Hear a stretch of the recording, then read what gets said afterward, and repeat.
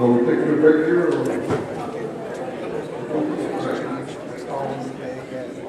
Let's get it over with. Good afternoon. My name is Nicolás Marín. I'm the Senate of South Texas Congress. I thank the special guests, Mr. Falcon, Mr. Sean de la Garza, and families organizations for the financial aid to the use of this place, or rental of this place. I will present to you what made it possible was Ms. Yolanda Martinez, Ms. Elma Sierra, and myself.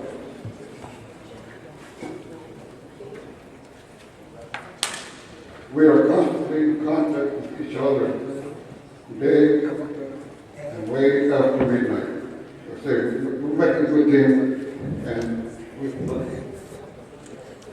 we're making, there you go. All right. Like I said, we make a good team, and all we do here is research in order for us to move forward.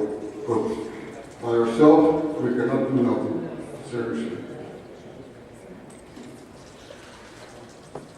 This information is to be used as ammunition to put in the right hands of attorneys or organizations to get justice for all our ancestors, to approach either the state, federal, or international courts or commissions. These are facts, disputes between the area of the Nueces and the Rio Grande rivers. These facts prove these territories were never part of the Republic of Texas nor Texas. And therefore, English common law of limitations do not apply to our land rights, nor our minerals. These facts come from original quotes, letters, documents, court cases, and history that was never taught to us. I have the copies and documents right here. The professor says, do we have the stuff to move forward right now? The proof. Right here it is. I got it right here. Plus, these books. You're not the first. This has been going on for years, way before us. This case, the information that I'm giving you today, has been going on since, I would say, 1848, starting from there. Even the Dimas Ignacio Ibarra Amaya petitioners, visitors, the Steno Line Oil Company. This happened in 1946, and they're saying exactly what I'm saying right here. We were never part of Texas. And they presented it all the way to the Supreme Court. And guess what? The Supreme Court told them they didn't want to hear it. They just threw them aside. They didn't want to hear it. So right here, I recommend everybody read this book. These two books right here. What are the names of the books?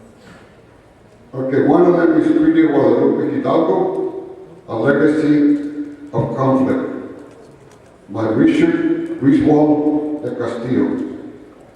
That explains everything what I'm saying about the Treaty of Guadalupe does not apply to Texas or the area between the Nueces and the Rio Grande.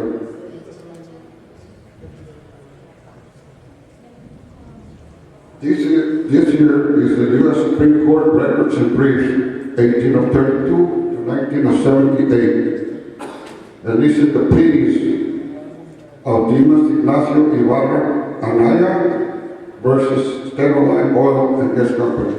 I ordered these to Amazon. There's very good information in here.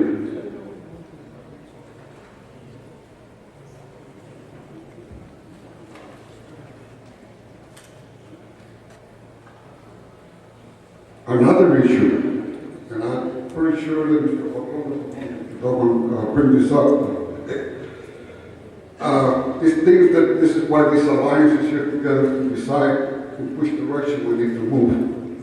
I can just bring up issues and researches, and like I said, somebody smarter than me needs to point us in the right direction. Another issue that we need to address is Mexico. Mexico took the responsibility from the United States to pay claims to descendants of Texas migrants. Mexico has agreed it owed this money with interest, and now lately claimed the statute of limitation against us. Our fathers have gone all the way to Mexico to collect, only to be ordered at a point of a gun to leave the capital of Mexico City. We have gone to the United States for help and got ignored. Bottom line, Mexico owes this money with interest that right now should be into the billions, and it's time to collect. What can we do?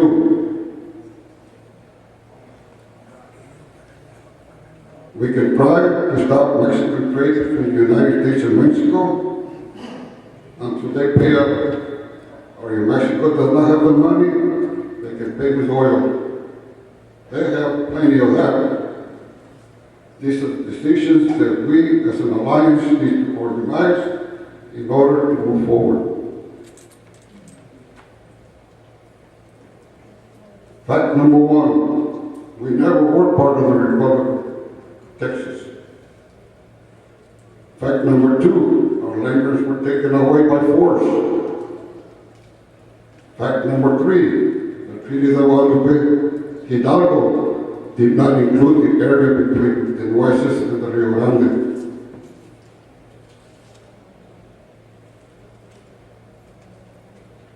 Fact number four, the laws of limitations do not apply to our land grants.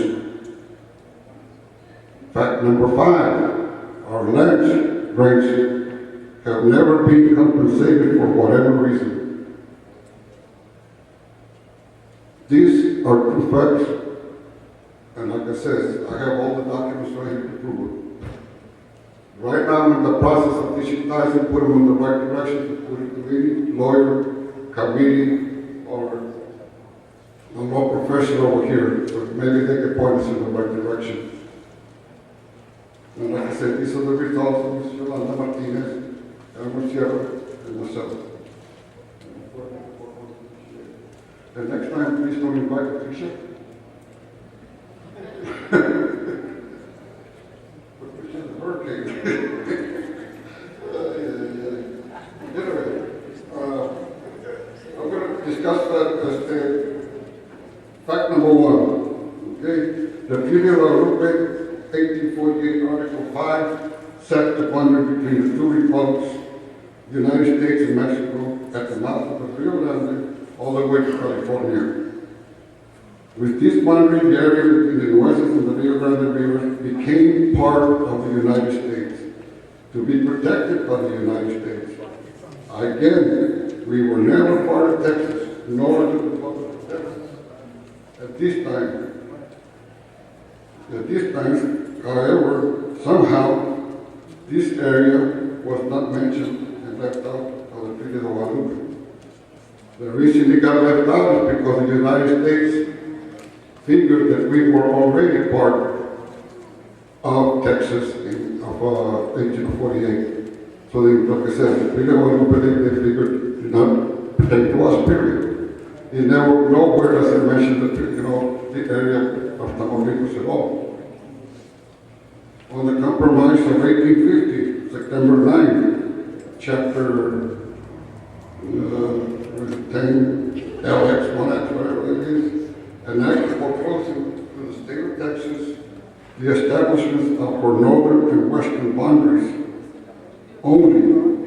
Fourth, the United States, in considering a set establishment of boundaries, cessions of claims, territories, and relinquishments of claims, will pay the state of Texas the sum of $10 million.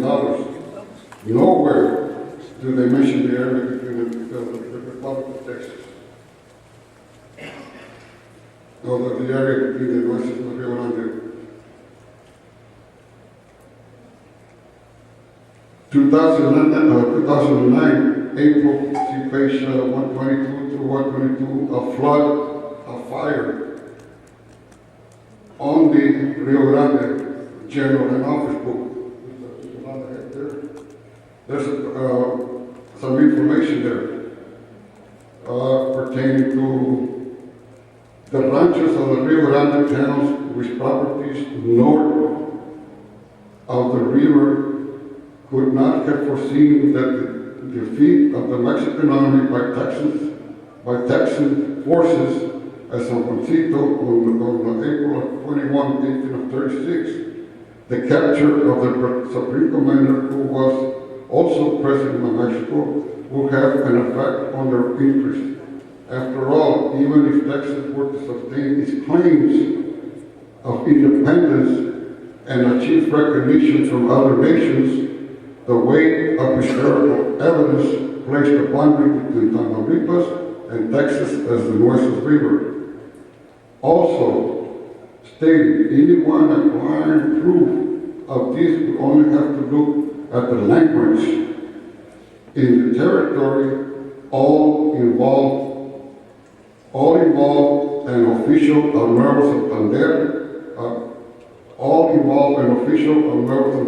of Tamaulipas.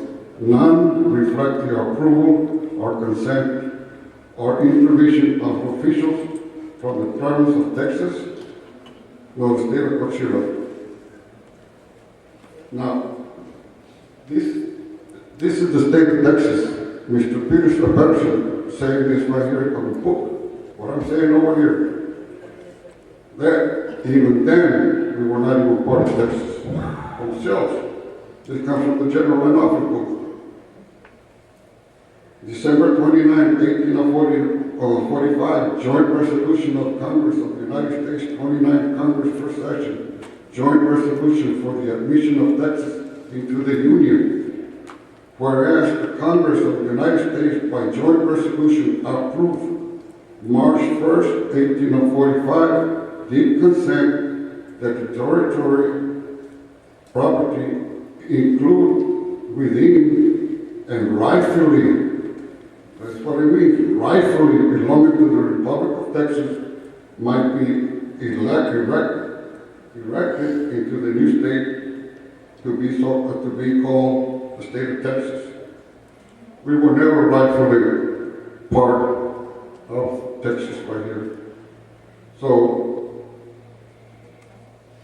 another, General in Office of Texas, Spanish and Mexican Language Act to provide for testing fidelity of date September 3, 1901, House Bill number 19, Section 1, be it enacted by the legislature of the state of Texas that any person or persons who may be the original grantee, heir, legal assignee, or in any manner the owner or claimant of any grant, tract, or survey of land or part thereof situated between the Nueces and the Rio Grande River and below the line owned by the northern boundary of Webb County to the mouth of the Motor Street, where the same enters into the Nueces River and remaining or claims to have remaining from the Spanish and Mexican government, and having its organ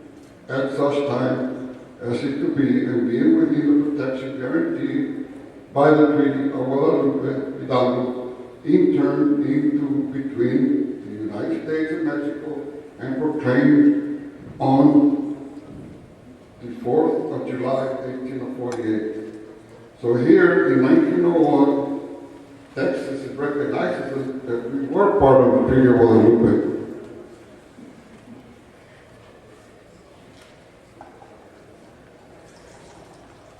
And fall under the protection of the treaty, even though they got court issues that say we were part.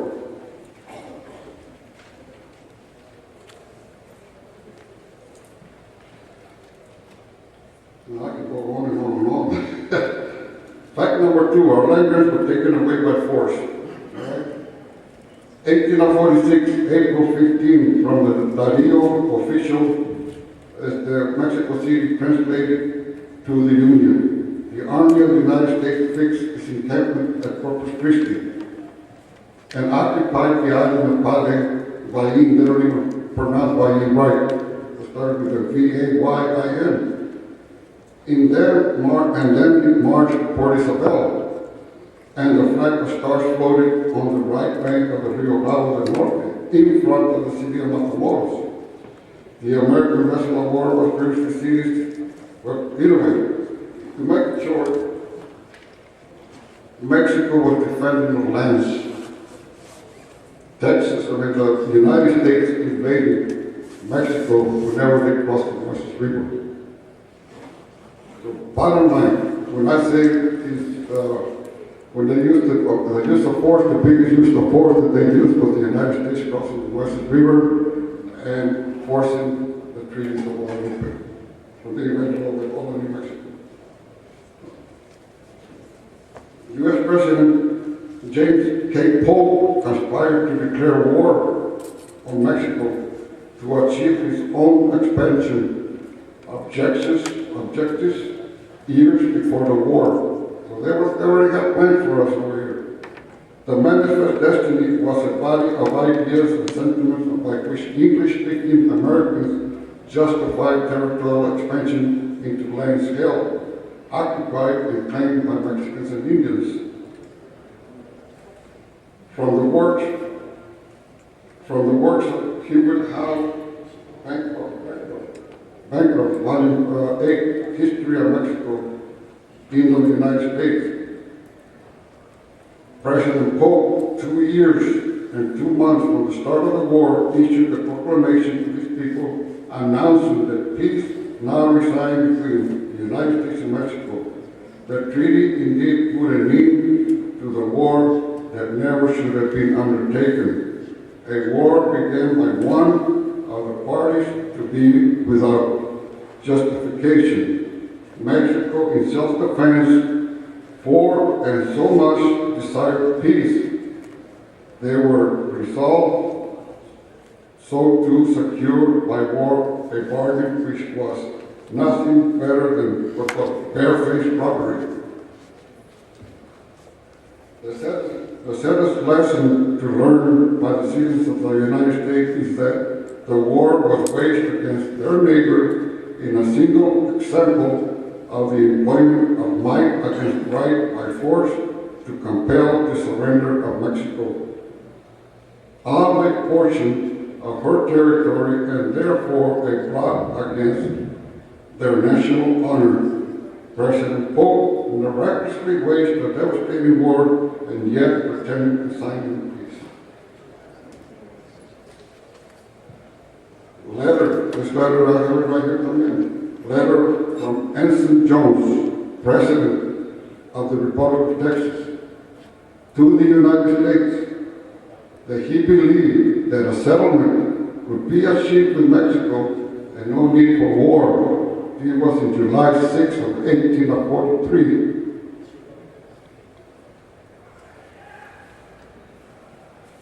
From the Ministro de Relaciones Exteriores, Gobernaciones y Política Departamento, where Mexico considers a peace treaty with Texas in May 17 of 1945, before the war.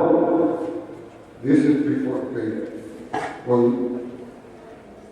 it clearly shows that Mexico was working, that the state, the Republic of Texas was working with Texas on how to settle their boundary disputes and no need to be used of force by the United States. All of these exhibits attest to the United States, by the use of force, is responsible for our loss of our lands and minerals that promise to be protected by the Treaty of Guadalupe Hidalgo, and that the descendants of these land grants need to be compensated for their injustices. Another thing, from the book of the Supreme Court, Amaya versus Cameron Lawyer, even Abe Lincoln, as a member Abraham Lincoln, as a member of Congress of the United States, on January 12, 1848, he declared in Congress that the war with Mexico was unnecessary and unconstitutional, commenced by the President. Quote. How much proof do we need that the United States was forced to steal our lands? And that is one of the issues that they say is that if the use of force is used, the laws of limitation should not be allowed, period. And I would think this is the biggest force that can use so far, the whole United States. Hello? Even in early of 1850, a mass meeting was called in Brownsville, Texas, for the purpose to prepare a petition to Congress of the United States to make either a state or a territory out of that part of Texas lying between the Nueces River and the Rio Grande, known as the Republic of the Rio Grande, with the capital to be in Laredo. It never happened. But people realized then in 1850 that we were never part of the United States, or correction, we're part of Texas. This is why I asked the professor over here. And if we work with her, we're going to get an answer by pointing us in the right direction.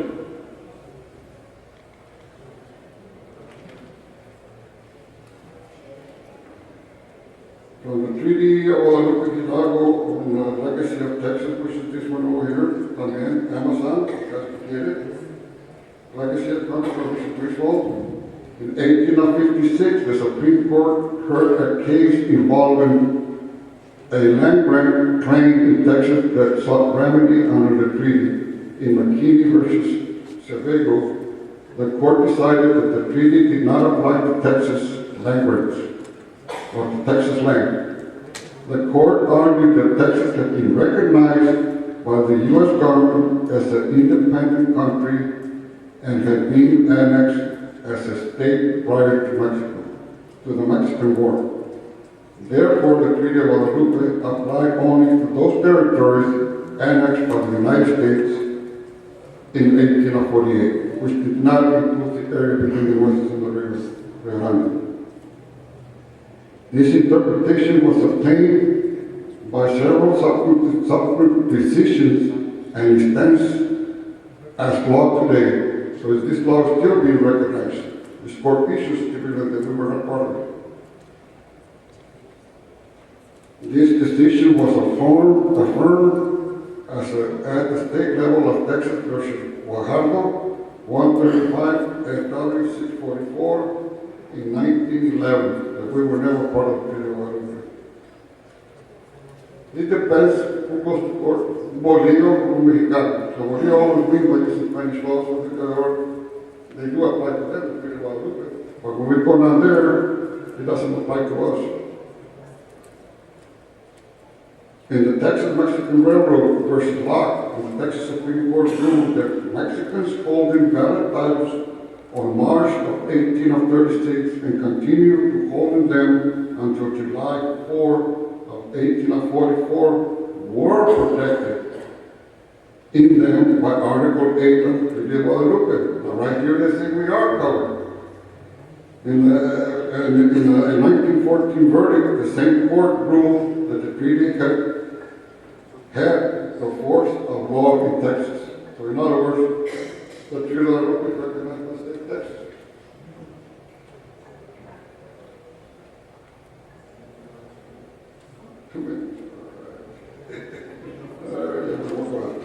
Okay, the interpretation of the treaty, the courts have changed their opinion several times on a number of issues, most notably regarding the applicability of the treaty to Texas. About half the cases entailing the major interpretation of the victories of the treaty have involved Mexicans, Americans, and in these cases defeat outnumbered victories by 2 to 1. The treaty has been more important in justifying federal, state, and corporate ownership and former Spanish and Mexican language, of former Spanish and Mexican language.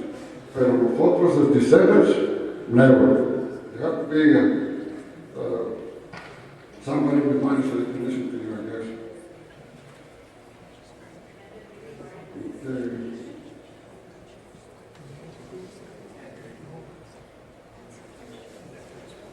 I guess I won't be getting the end of this. But like I said, I got reasons like I have them all documented and I will work better. And once we get the website on going over here with Mr. Falcon, I will put these documents up there so the whole world can see them and say we were never born in Texas, and I still say we don't. Mr. Falcon, well, thank you.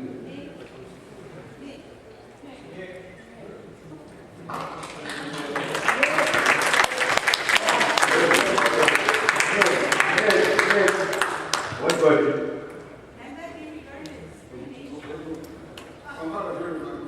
She said, can that be discarded as discrimination?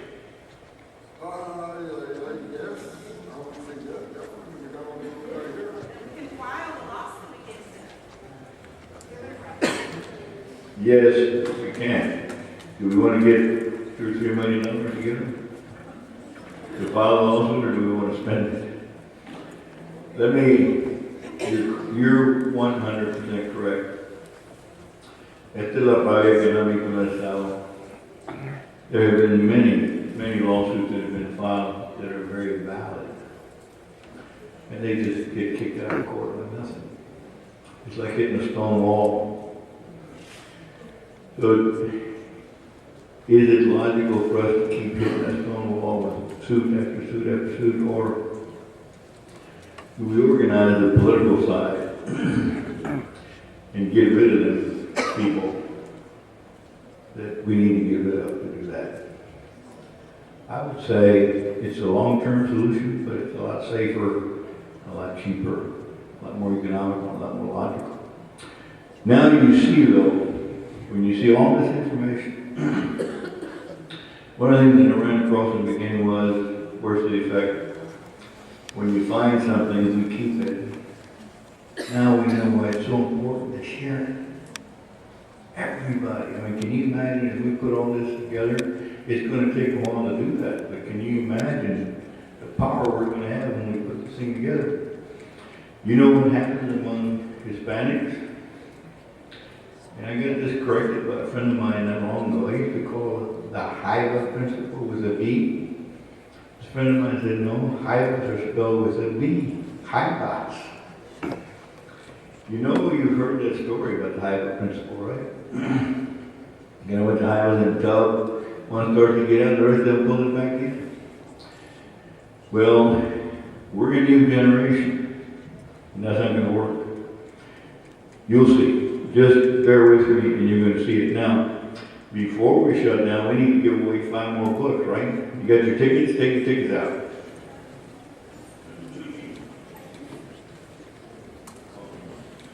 Okay, if I call your number, will you do me the favor of writing your name, your address, and your telephone number? Yeah? Yeah, so go ahead and write it on there if I do call your name, and then I'll go pick or deliver them to Sean. Sean in blue over there? Yeah, he'll pick up your ticket. So be sure to write your name, your address, and your telephone number if I do call your number. Oh, and John just let me know that he's the one that's going to be giving the books. Yes? Okay. Okay, so the first one, I'm not looking, I promise. Okay, 826332. You got it? Yay! Okay. Awesome. Okay, so your name, your address, and your telephone number. And Sean will come get it. Okay, the second one. 826108. 826108. No, one more time. 826108.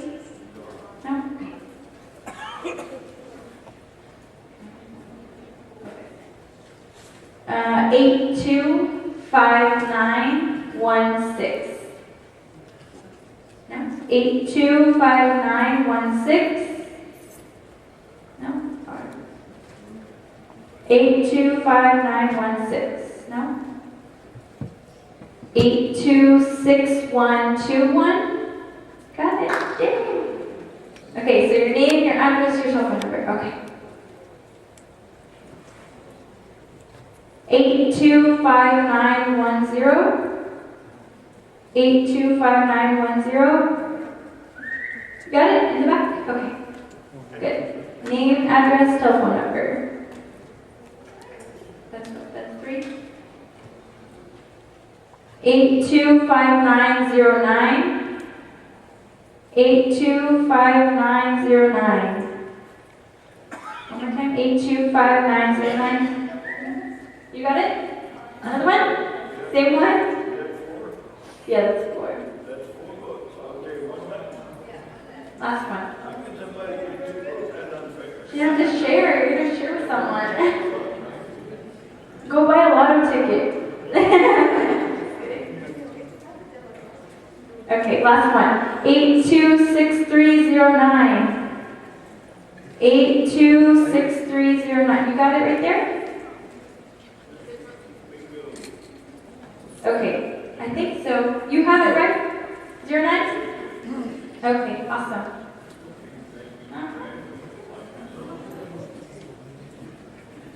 Folks, to wrap up, we just need to do some real simple coordination. When would you like the next meeting? I don't want to hold one in Thanksgiving or November nor December. January and February are cold months. March brings the winds and the rain again.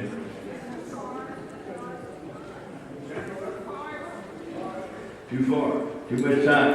Okay, when do you want it? January. February? January, February. Okay, how many say January? Raise your hands.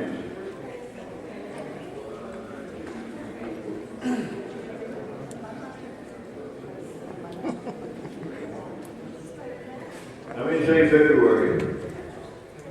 January. Well, how many squeeze it to the last minute, like January 31st? We'll give it a shot. January here is not cold, but where I come from it's cold. So it'll be a break for me. Okay. One last item. We have got to get people enrolled in our website. We're going to have it fixed so that if there's any problems, I want you guys to call me. I got one call from somebody that had trouble getting into it and registering people. We have to register not thousands, I hope, millions here in Texas. It's going to take a while. But if we get it done, watch what happens at the legislature. Those stone walls that the courts are throwing at us, watch what happens there.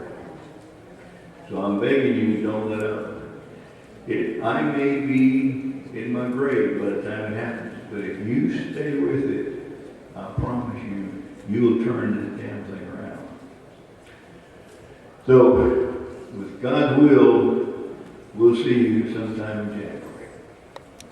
God bless you all.